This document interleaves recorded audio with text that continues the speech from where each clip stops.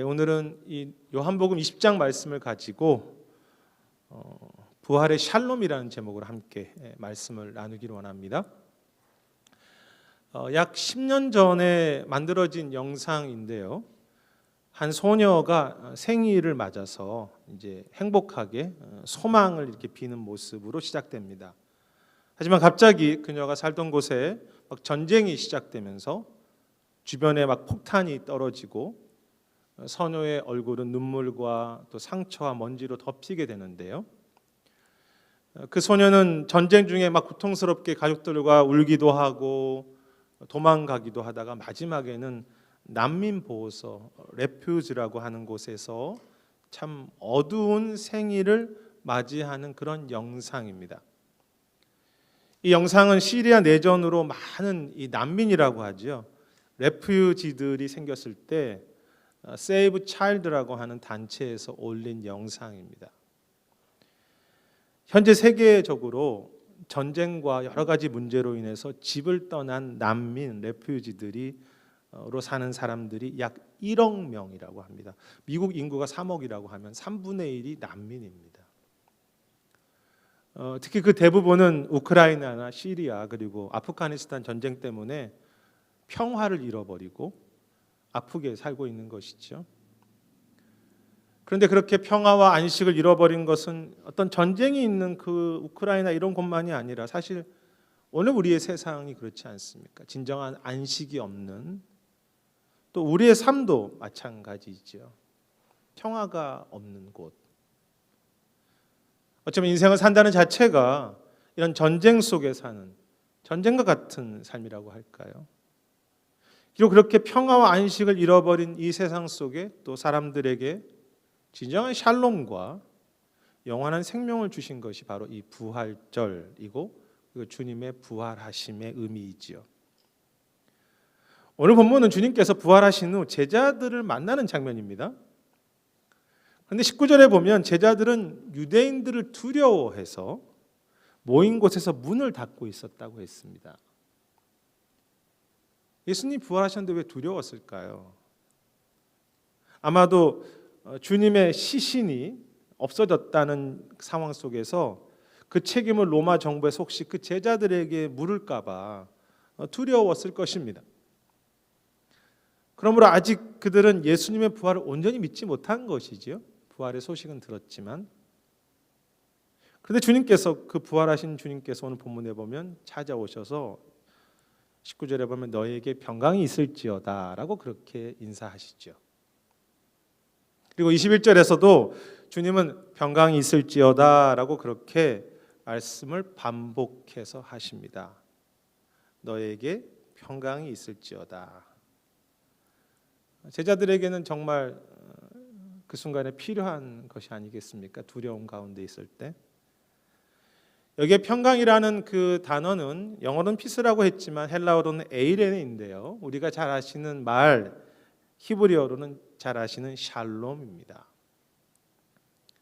이렇게 샬롬이 있을지어다라고 비는 것은 사실 유대인들의 일상적인 인사이기도 했습니다. 하지만 학자들은 이 주님의 오늘의 그 평강이 있을지어다라고 하는 것은 단순한 인사를 넘어서 주님께서 부활하신 후에 세상에 가장 주고 싶으셨던 것이 바로 이 평강 그리고 샬롬, 평화라고 그렇게 말합니다. 부활을 통해서 주님이 가장 주기 원하셨던 것이 어떤 것입니까? 그것이 평강, peace, 샬롬이지요. 그렇다면 주님이 부활하셔서 주시는 샬롬이 무엇입니까? 구체적으로? 아니 지금 당장 제자들은 계속 두려워할 만한 상황 속에 있지 않습니까? 계속 전쟁과 같은 삶이라고 할까요? 전쟁 중에 있습니다. 그런데 어떻게 그 속에서 샬롬을 경험합니까? 평화를. 우리가 주님께서 주신 이 샬롬이 어떤 것인지를 잘 이해하려면 오늘 본문에서 주님께서 이 샬롬과 함께 주시는 것이 무엇인지 좀 살필 필요가 있는데요.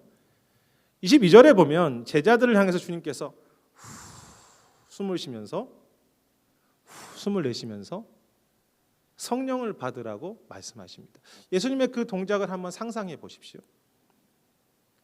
숨을 후 내쉬면서 성령을 부어주신 것이지요. 좀 특별하고 이상한 행동이 아니겠습니까? 제자들에게 부활의 평강을 빌면서 후 숨을 내쉬고 성령을 부어주십니다. 물론 여기에 이 성령을 주심은 21절에 제자들을 세상에 보내신 것과 연결됩니다. 그러나 많은 성경학자들은 여기서 이렇게 후 숨을 쉬시면서 성령을 주신 것은 기억하십니까? 인간을 처음에 창조할 때 생기를 후 불어넣어서 흙이 생명이 되게 하신 그 창세기의 장면과 내용과 또 기억하십니까? 에스겔에서 막 마른 뼈들, 아무 소망이 없는 뼈들에게 생기를 불어넣으셔서 군대가 되게 하는 그 에스겔의 말씀과 같은 것이라고 해석합니다. 저도 거기에 동의합니다. 유진 피터슨이라는 분이 부활이라고 하는 책에서 같은 해석을 했는데요. 이렇게 불어넣으시는 그 주님의 행동은 창세기 2장에서 사람을 처음 만들 때 사용된 그 단어라고 했습니다. 마치 아무것도 아닌 그 흙이 생기를 얻어서 사람이 되고 마른 뼈가 그 생기를 받아서 군대로 일어나는 것처럼 주님께서는 지금 주시는 그 부활의 호흡, 그 부활의 생기를 통해서 우리가 흙과 같은 존재가 이기기도 하고 살아난다는 것이죠. 여러분, 세상이 말하는 평화는 전쟁이 없어야 되는 것을 말합니다. 사실 그것은 구약에도 마찬가지입니다. 세상에서 말하는 평화는 완벽한 조건이 갖추어져야 평화라고 말합니다. 하지만 주님이 주시는 샬롬은, 주님이 주시는 그 숨, 그 생명은, 이 숨이라고 하죠. 그 숨 쉬는 것은 마른 뼈라고 하는 그 현실을 넘어서게 하는 그런 생명이고요. 아픈 인생 속에서 들어와 새 힘을 주시는 전쟁 가운데 주신 평화지. 그러니까 세상을 이기게 하시는 그런 것이 그 부활의 샬롬이 무엇인가? 그것이 부활의 의미라는 것입니다.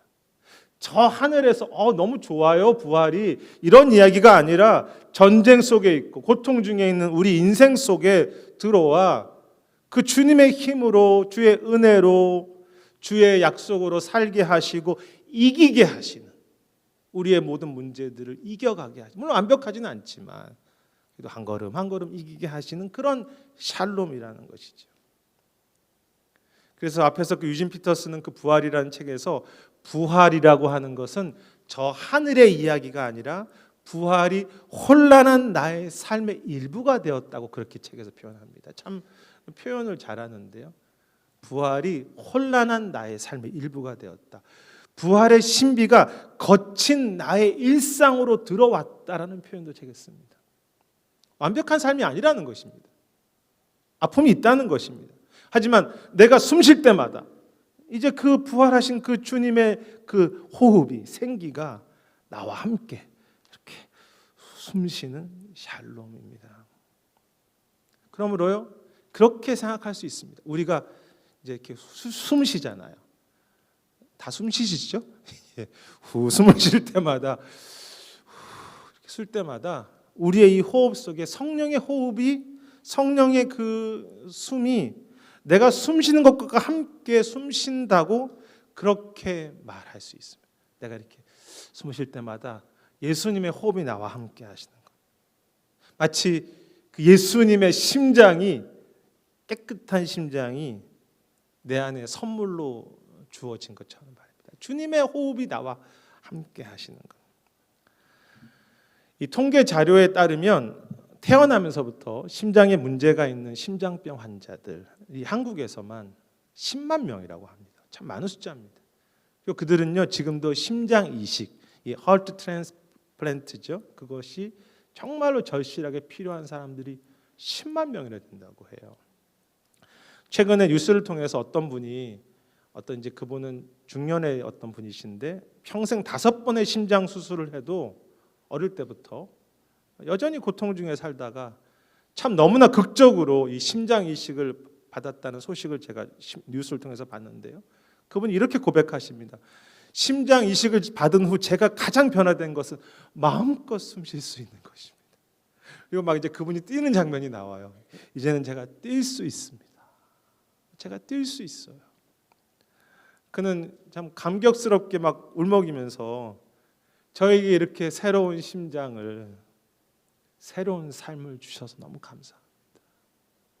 저는 뛸 수 있습니다. 이제 원래 제 심장으로는 결코 뛸 수 없고 결코 살 수 없었지만, 제가 이길 수 없었지만, 이제는 그 새 심장을 주셔서 제가 뛸 수 있어요. 어려움을 제가 이길 수 있습니다. 그 심장 때문에. 바로 그것이 부활의 샬롬의 의미입니다. 전쟁과 같은 삶 속에서도, 약함 중에서도 살게 하시고 이기게 하시는 그런 진짜의 샬롬이죠. 이 팀 켈러 목사님도 부활에 대한 책을 쓰셨는데요. 그 부활을 입다라는 책에서 자신은 모태신앙이었기 때문에 부활을 믿었지만, 부활은 그냥 나중에 내가 경험하는 것이나 2000년 전의 사건이지 그것이 오늘 내 거친 삶 속에 들어와 있다는 것을 이 모태신앙이기 때문에 깊이 깨닫지 못했다고 했습니다. 부활을 믿기는 했지만 부활과 나와 무슨 상관이 있지라고 생각했다는 것이죠. 그런데 주님을 섬기고 알아갈수록 이 팀 켈러 목사님은 부활은 오늘 내 삶 속에 들어온 능력이라고 그렇게 고백했습니다. 부활은 오늘 내 삶 속에 들어온 능력입니다. 은혜입니다. 여러분, 우리가 몇십 년 동안 더 사는 인생 동안 심장 이식을 받아서 살았게 살아가는 것도, 내 새 삶을 사는 것도 그렇게 힘을 얻고 그렇게 감사한데, 여러분, 우리가 받은 심장은 영원한 심장, 그리스도의 생명과 은혜와 영원한 그 샬롬, 이 땅에 잠시 살다가 없어질 샬롬이 아니라 영원한 샬롬을 받았다면, 영원한 생명을 정말 우리가 받았다면 우리는 더 힘을 얻고 더 기뻐해야 하지 않겠습니까? 저는 뛸 수 있습니다. 주님 때문에.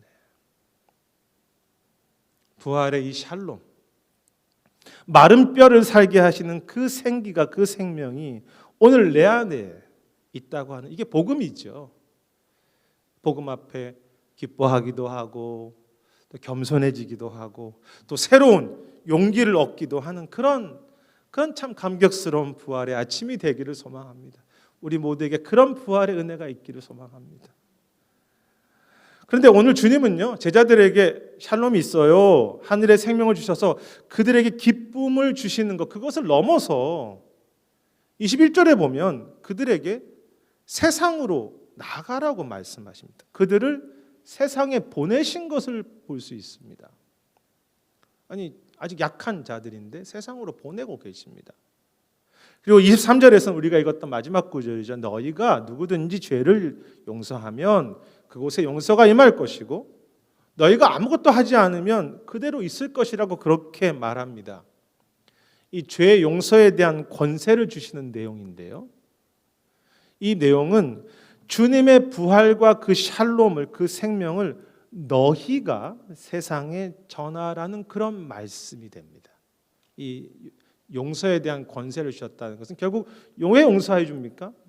영원한 생명을 얻도록이죠. 그것은 다르게 말하면 샬롬과 부활의 생명이 이미 시작되었지만 너희를 통해서 그 샬롬이 세상 곳곳에 더 확장되어야 한다는 의미이죠. 제자를 보내신 것은 주님의 부활의 그 샬롬이 세상에 더 확장되어야 한다는 것입니다. 너희를 통해서.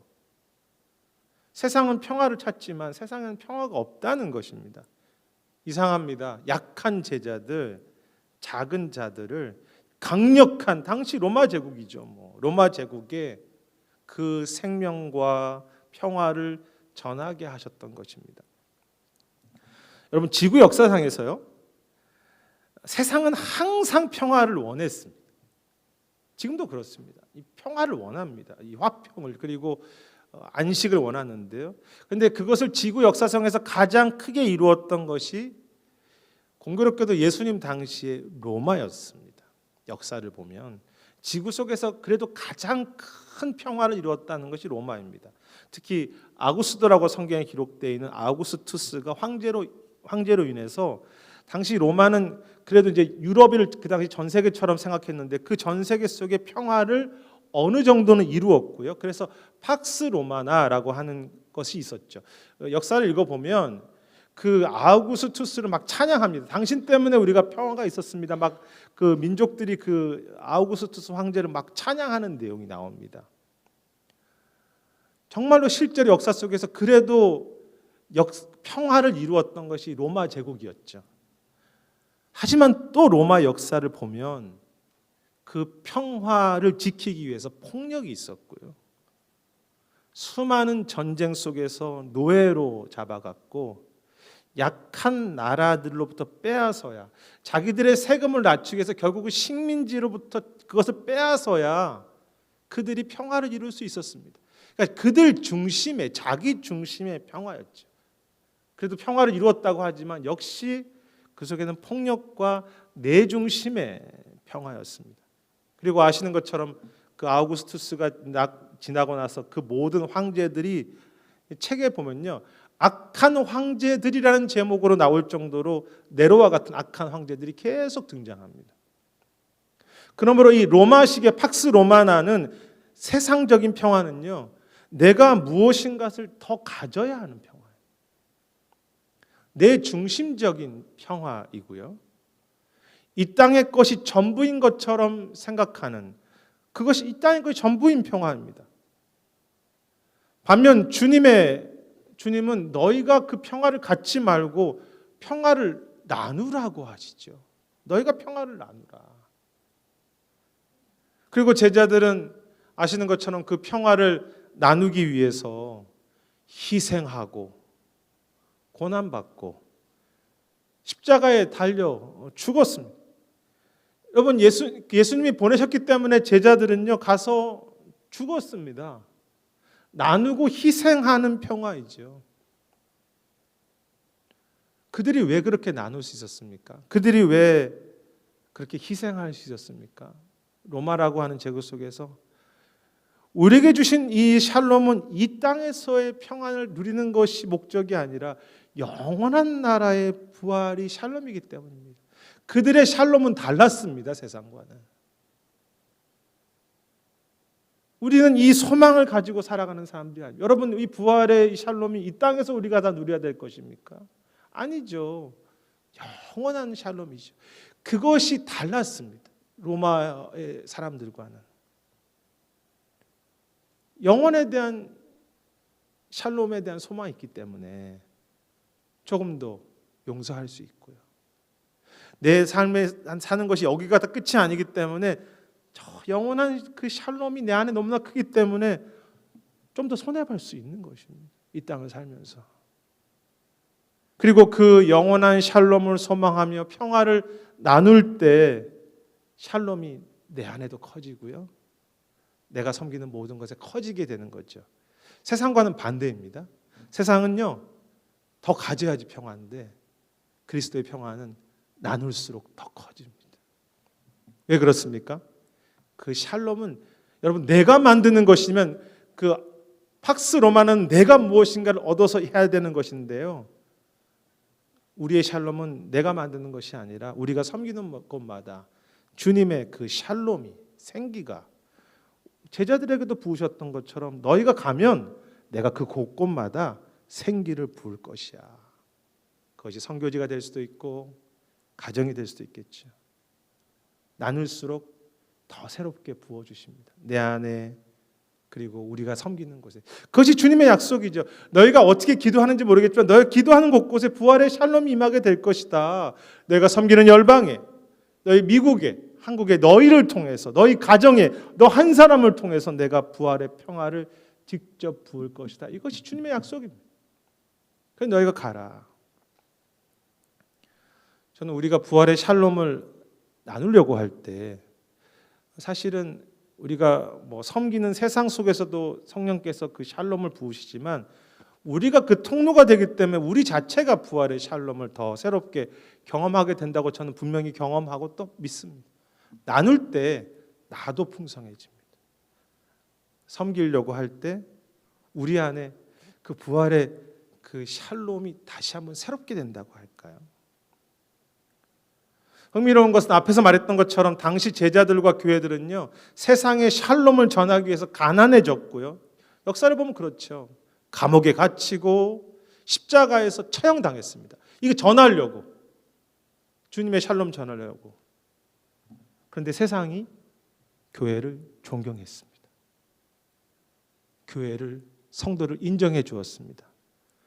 가난한 자들이고 처형당하고 죽는데 세상은 그리스도인들을 존경했습니다. 결국 그리스도의 샬롬이 로마의 샬롬을, 팍스 로마나를 이기고 넘어서는 은혜를 주셨지요. 왜 그렇습니까? 주님의 샬롬과 세상의 샬롬은 다르기 때문에 세상 사람들이 존경했던 것입니다. 그들은 다른 샬롬을 품고 살았어요. 영원한 샬롬을. 그리고 주님은 그들이 섬기는 곳마다 세상을 이기는 진정한 샬롬과 평화를 주셨기 때문에 로마 제국이 결국 기독교 앞에 무릎을 꿇었던 거죠.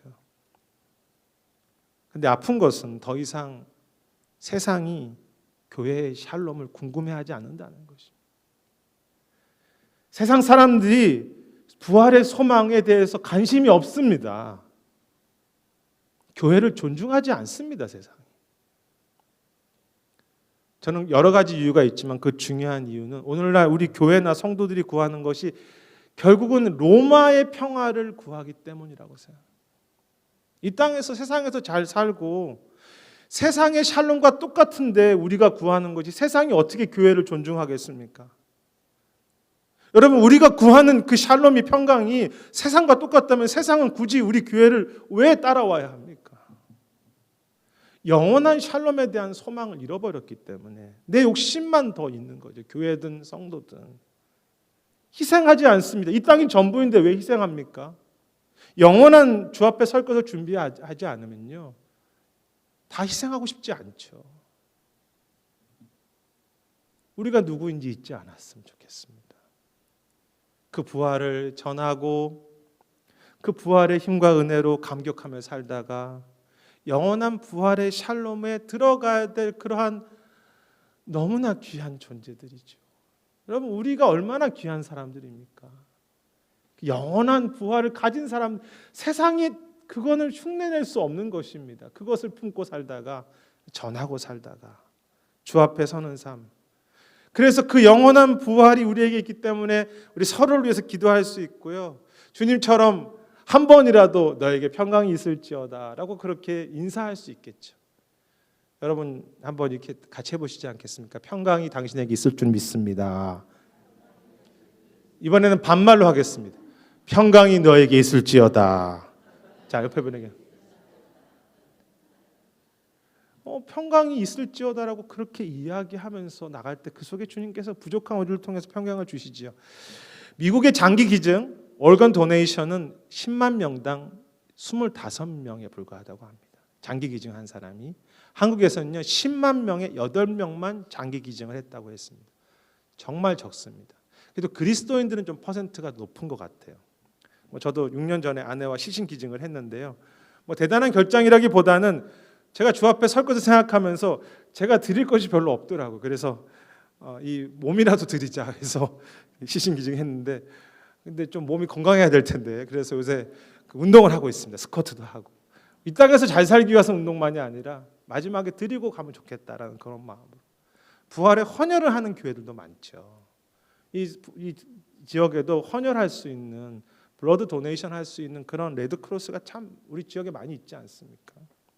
저는 그러한 행동이 우리를 의롭게 한다고 생각하지 않습니다. 단지 부활의 소망을 품고 나누기 위해서는 희생도 필요하고 결단과 헌신이 필요하다는 것입니다. 그것이 물질이든 헌혈하는 것이든. 그리고 우리가 그 주님의 생기로, 내 의로 이렇게 막 섬기는 것이 아니고 주님의 생기를 붙잡고 그렇게 나누려고 할 때 작은 우리의 순종 안에 주님은 샬롬이 더 커지는, 확장되도록 우리와 세상 속에 계속해서 직접 부어주실 것입니다. 그것이 약속이고, 그리고 그것이 우리의 기쁨이지요. 우리가 나눌 때 기쁘시게 하실 것입니다. 잘 아는 칼빈의 고백을 끝으로 설교를 맺으려고 하는데요.